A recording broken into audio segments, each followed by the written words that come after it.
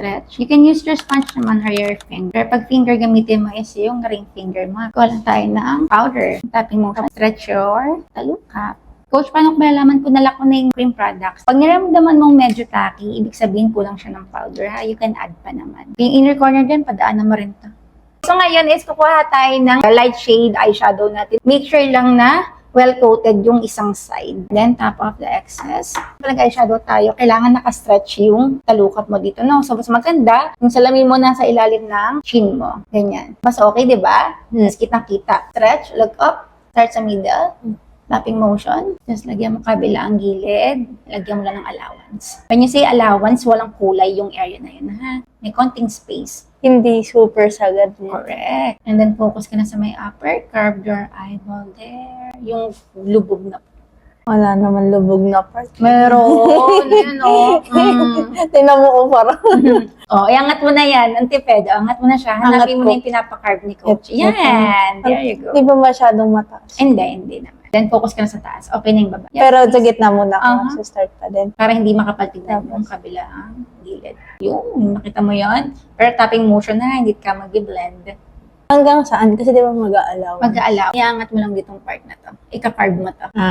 Para hindi lang siya- may pa-curve. May pa-curve. Kasi pa nang look straight ka, nawawala na yan. Pinakain ng mata ko. Oo, nangangain siya, girl. Yan. Get your dome type brush. Pagdating mo dito sa outer, punta ka na dito sa may inner corner. Pabalik-balik hanggang mawala yung harsh line, ha? Yung kamay mo, dito ba na sa handle? Yan. Para mas magaan yung blending. Hawakan mo siya na parang pen. Tapos ikot mo yung kamay mo papunta dito. Tapos galing ka sa ilalim. Tapos chin up. So mag-blend ka lang ganyan. Pwede mong gawin yung big circle, ha? Para mas maraming masasakop. Coach, ba't naman circular motion yung ginagawa natin, no? Hindi yung wiping. Kaya circular motion kasi yung pigment gusto mong bitbitin sa ibang area, ha? Sagad mo rin siya pagdating dito. Yan. So, tignan natin sa lamin kung wala ng harsh line. Kitang-kita pa yung linya niya. Kulang ng pigment, kulang din siya ng taas, ha? So, kunin mo ulit yung applicator brush mo. Gagawin lang natin yung ginawa natin kanina. Nagdagdag lang tayo ng layer. Yan, konti-konti na lang naman. Yan, ha? Same lang yung application. Start ulit sa middle, scatter, sa kabilang gilid, carve your eyes. Kung nahihirapan ka lagyan din ng product dito sa may inner at saka sa may outer corner, pwede mo itong gawin. Yung i-flick mo siya here sa inner corner. Yan. Tapos yung outer corner mo. Yan. Okay.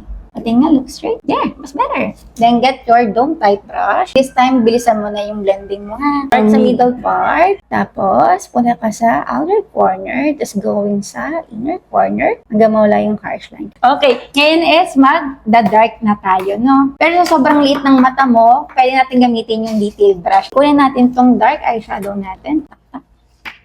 Yan. Dito ka mag-start sa... Pwede naman, pwede. Mas maingat lang tayo, ha? Hanggang sa dulo. Yes, please. Isagad mo sa inner mo, ha, Jess, para seamless. Wala ka makikita ng skin. So, ngayon, i-blend mo yung gitna nilang dalawa. Dito ka sa gitna nila, no? Yan. So, wiping motion naman ang ginagawa natin kasi yung pigment, ayaw mo nang galawin yung nasa loob, no? Gusto mo lang halisin yung harsh line natin. Doon sa gitna nila, di ba? Yes, So, please. sa taas ng guhit mo. Taas ng guhit. Yan. Alright. Good. Gaanan yung kamay, bumibilit yung kamay mo. Basta sa susunod, i-workout mo lagi yung edge. Iingatan mo yung dark color. Okay, ngayon naman is mag-shimmer na tayo para bas may buhay pa siya tignan. Sa ring finger na lang natin siya gawin para bas madikit kasi siya sa finger kaysa sa brush dumudulas. Sige, Middle, tap, patas. Idikit mo, ha. Okay, para malaman mo may shimmer lahat. Dapat pag nagtitilt ka niyan, Jess, nakikita mo lahat kumikinang, ha. Kaya pansukitin yung pinaka-inner na yan. Kaya pa yan. Pwede kong gamitin. Yes, pwede. Takap mo ng saglit. Pinaka-inner. Loob-loob. Yung. O, tignan mo, meron ng ano.